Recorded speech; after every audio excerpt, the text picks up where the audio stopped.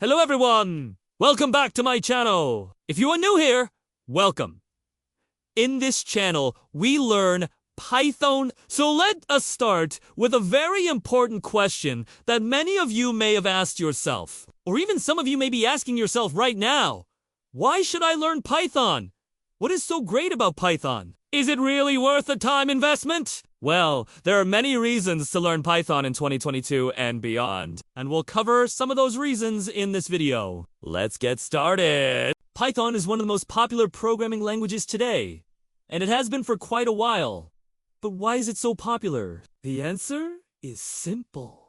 Python is a versatile language that can be used to do pretty much anything. It's also a great language for beginners, because it's easy to learn. So, first off, let's talk about how versatile Python really is. There are so many things that you can do with Python, it's hard to list them all. You can use Python to build websites and web applications. You can use it to do data analysis and machine learning. You can use it to automate tasks and much more. There are literally no limits to what you can do with Python. Another great thing about Python is that it's a very fast-growing language. This means that there is a lot of demand for Python developers, and the demand is only growing. So, if you learn Python, you will have a lot of job opportunities open to you. In fact, according to Glassdoor, the average salary for a Python developer in the United States is $112,000 per year.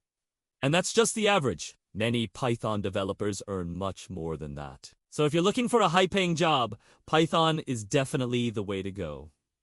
Now, before we move on, let me ask you a question. Have you ever heard of any celebrity or influencer who was paid millions of dollars to write code? Well, if your answer is no, that doesn't mean that they don't exist. It's just because most of these people don't flaunt their wealth in public.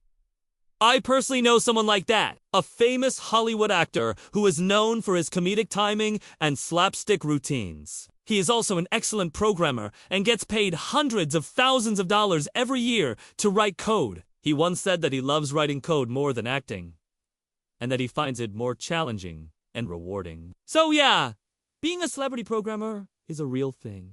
But let us take a step back and look at why Python is so popular and why you should learn it. One of the biggest reasons for Python's popularity is its readability. When you look at a piece of Python code, it's very easy to understand what's going on. This makes Python code very easy to maintain and modify. This is a huge advantage over other programming languages such as C or C++. Let me show you an example.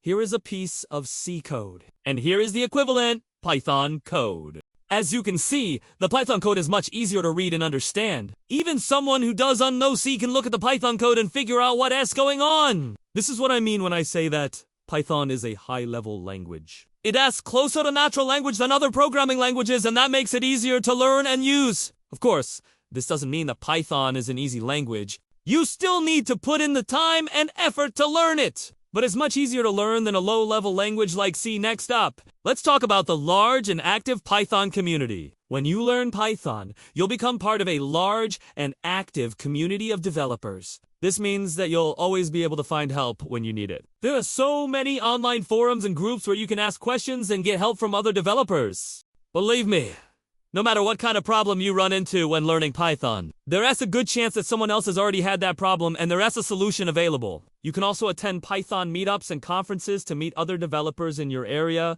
The Python community is very welcoming and inclusive. No matter what your experience level is, you'll always find someone willing to help you out. Another great thing about Python is the large number of libraries and frameworks available. Libraries and frameworks are essentially pre-written code that you can use in your own projects. This can save you a lot of time and effort when developing your projects.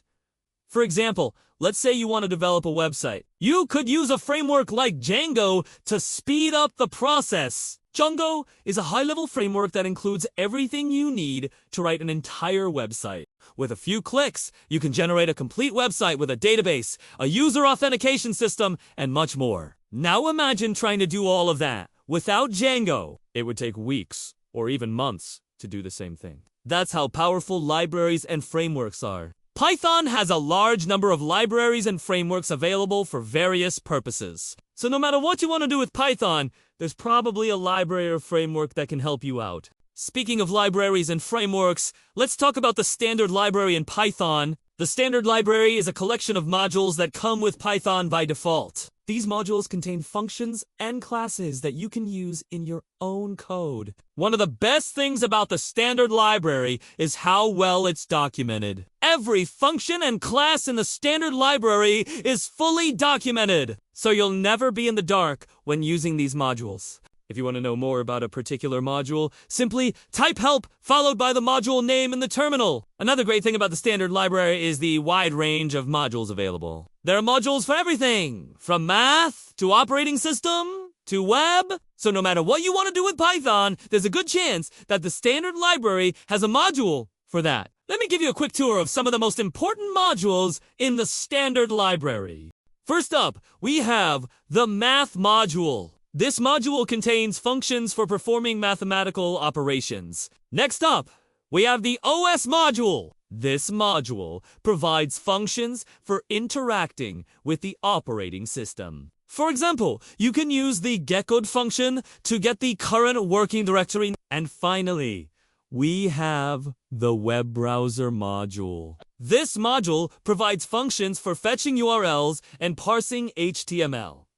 If you're a beginner, you might be wondering how to install Python. Well, it's very easy to do. Simply visit the official website and download the latest version of Python. Once you finish downloading, simply run the installer and follow the instructions. Once Python is installed, you can open the terminal and run Python to confirm that it's installed correctly. Now that you know all the benefits of learning Python, it's time to get started. The best way to learn Python is by doing, so start by experimenting with the language. Try out some of the examples in the documentation and see what you can come up with. You can also take online courses or tutorials to learn Python. There are many great resources available online, so do some research and find the one that's right for you. You could also join the Python community and get involved in open source projects. This is a great way to learn from other developers and contribute to the Python ecosystem. So that's why you should learn Python in 2022 and beyond. It's a popular language with a bright future. So if you haven't already, I highly recommend that you give it a try. Thank you for watching, and I hope you've enjoyed the video. If you did, please leave a like and subscribe for more content.